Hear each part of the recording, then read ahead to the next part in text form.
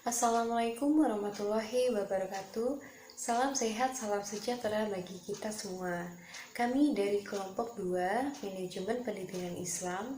Saya Sinta Ulfitania beserta dua rekan saya, Sofia Ananda dan juga Bagus Setiawan, akan memberikan sedikit ulasan mengenai pengorganisasian dalam lembaga pendidikan Islam.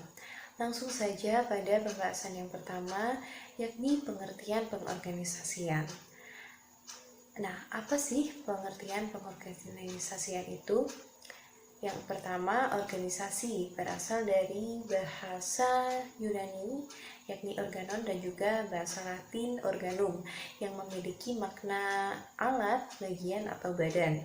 Kemudian dari bahasa Inggris, yakni organization, yang berarti hal yang mengatur.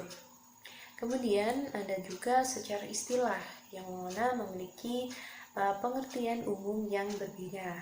Yang pertama, organisasi diartikan sebagai sebuah bentuk badan, lembaga, atau kelompok fungsional.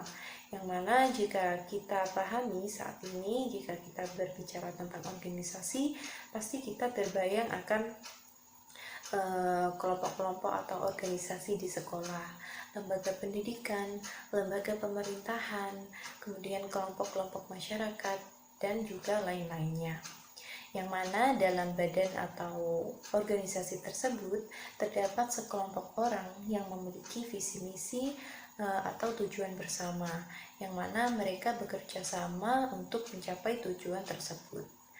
Kemudian dalam pengertian kedua, organisasi ini yakni pengorganisasian yang mana lebih menjurus atau fokus pada bagaimana suatu pekerjaan itu dapat diatur dan dialokasikan. Jadi pengorganisasian di sini memiliki atau mencerminkan fungsi manajemen, baik penentuan, pengelompokan, bagian pekerjaan, alokasi, dan juga lain-lain. Selanjutnya, ada pun pengertian organisasi menurut beberapa ahli. Yang pertama, organisasi menurut Weinreich dalam Hussaini Usman, Manajemen Teori Praktek dan Riset Pendidikan, yang mendefinisikan organisasi sebagai proses mendesain kegiatan-kegiatan dalam struktur organisasi untuk mencapai tujuan yang telah ditetapkan. Kemudian Sutarto mendefinisikan organisasi sebagai kumpulan orang, proses pembagian kerja, dan sistem kerjasama atau sistem sosial. Kemudian juga menurut Handoko, pengorganisasian yaitu terbagi menjadi 3. Yang pertama, perincian seluruh pekerjaan yang harus dilaksanakan untuk mencapai suatu tujuan organisasi. Kemudian yang kedua, pembagian beban pekerjaan total menjadi kegiatan-kegiatan yang secara logika dapat dilaksanakan untuk satu orang. Dan yang ketiga, pengadaan atau pengembangan suatu mekanisme untuk mengkoordinasikan pekerjaan anggota organisasi menjadi kesatuan yang terpadu dan harmoni. Dan kemudian menurut Melayu SPH Sibuan yang mendefinisikan pengorganisasian sebagai suatu proses penentuan, pengelompokan, dan pengaturan bermacam-macam aktivitas yang diperlukan untuk mencapai tujuan. Nah, dari berbagai penjelasan terkait organisasi dan juga pengorganisasian, maka kita dapat pahami bahwa pengorganisasian itu mencerminkan fungsi manajemen. Jadi pengorganisasian itu bisa kita pahami sebagai pengalokasian waktu, penentuan, penetapan, pengelompokan, pembagian-pembagian pekerjaan yang mana menjurus pada bagaimana suatu pekerjaan itu dapat teralokasikan dengan baik atau terorganisasikan dengan baik. Selanjutnya, pengorganisasian dalam pandangan Islam.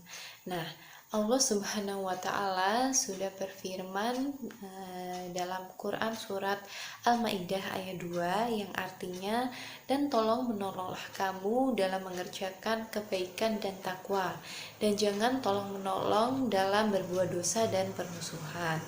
Nah, dalam ayat tersebut kita dapat pahami bahwa Allah Subhanahu wa Ta'ala telah memerintahkan umatnya untuk saling membantu, saling tolong menolong, bekerja sama dalam suatu hal kebaikan.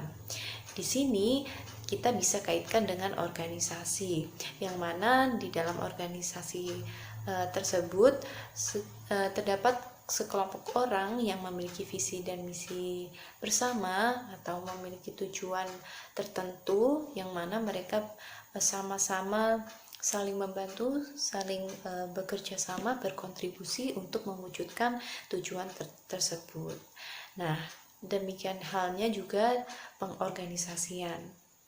Dalam hal ini, pengorganisasian merupakan kemampuan manusia dalam memanajemen pembagian pekerjaan, alokasi, kemudian bagaimana suatu organisasi tersebut dapat berjalan sesuai yang direncanakan atau sesuai dengan ketetapan yang telah ditentukan, yang mana kemampuan tersebut sebagai profesionalisme manusia dalam berorganisasi, yang mana hal tersebut juga sangat dihargai dalam Islam.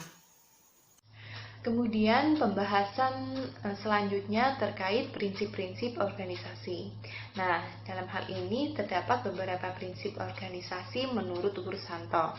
Yang pertama yaitu mempunyai tujuan yang jelas.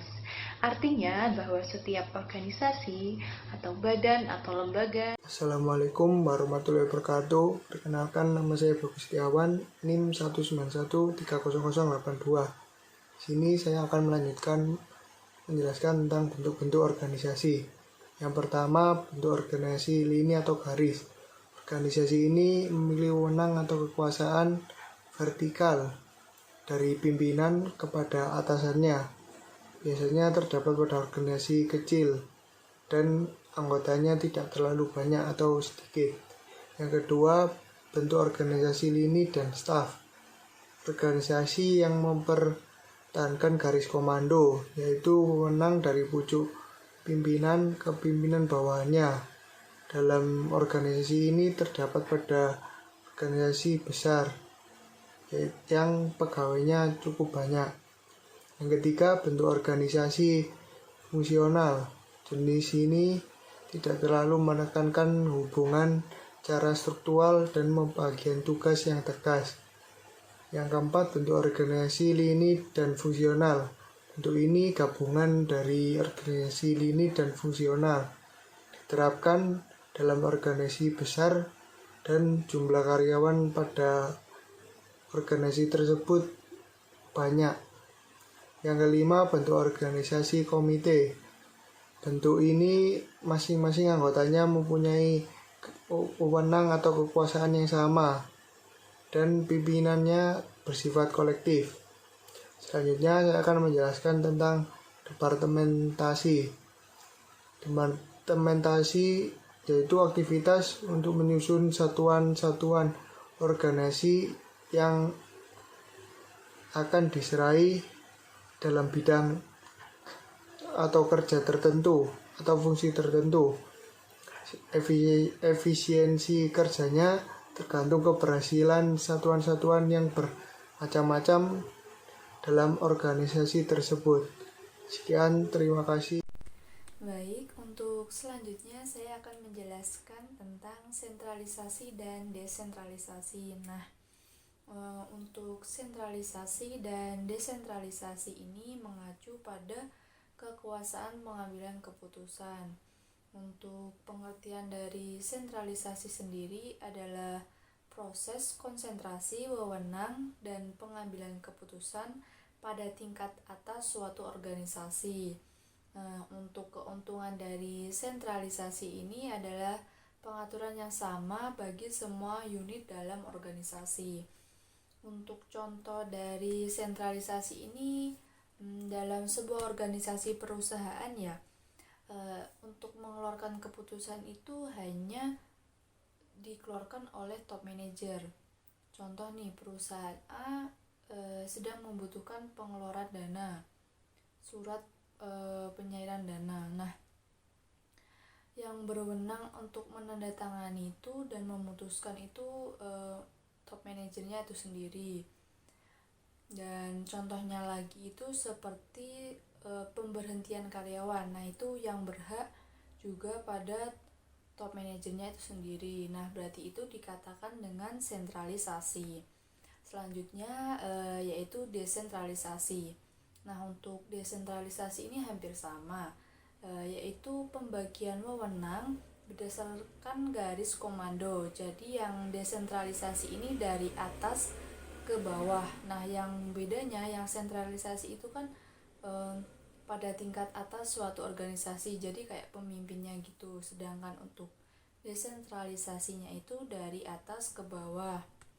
Nah, contoh untuk desentralisasi ini, manajer bertanggung jawab untuk menerima cuti seluruh karyawan. Nah, manajer mendelegasikan pekerjaan ini atau melimpahkan pekerjaan ini kepada personalia. Dalam situasi ini terjadi pendelegasian wewenang. Nah, jadi segala sesuatu yang meningkatkan peran bawahan itu disebut desentralisasi, dan yang mengurangi peran bawahan itu disebut sentralisasi. Baik, untuk slide selanjutnya saya akan menjelaskan tentang implementasi dan pengorganisasian dalam lembaga pendidikan Islam. Di sini saya mengambil contoh yaitu Madrasah Ibtidaiyah Islahul Muta'alim di Pangutan. Di sini mekanisme pembagian tugas dan tanggung jawabnya itu dikerahkan kepada seluruh civitas madrasah. Nah, dilakukannya itu melalui rapat dan dilaksanakannya itu sebelum tahun ajaran baru.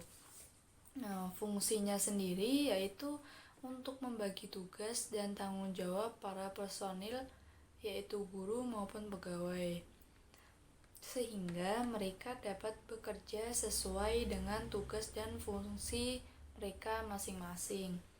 Nah, terlaksananya ini dikarenakan kesadaran berorganisasi gurunya yang baik, motivasi, serta nilai-nilai yang tertanam dalam guru maupun pegawai yang ada di lembaga tersebut.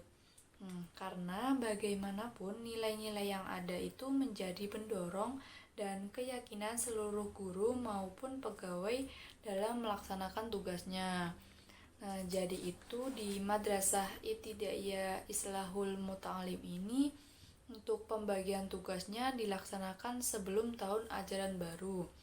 Nah, fungsinya untuk bertanggung jawab terhadap fungsi masing-masing mereka. Mungkin itu saja yang dapat saya sampaikan. Sekian presentasi dari kelompok kami. Jika ada kurang dan lebihnya mohon maaf. Wassalamualaikum warahmatullahi wabarakatuh.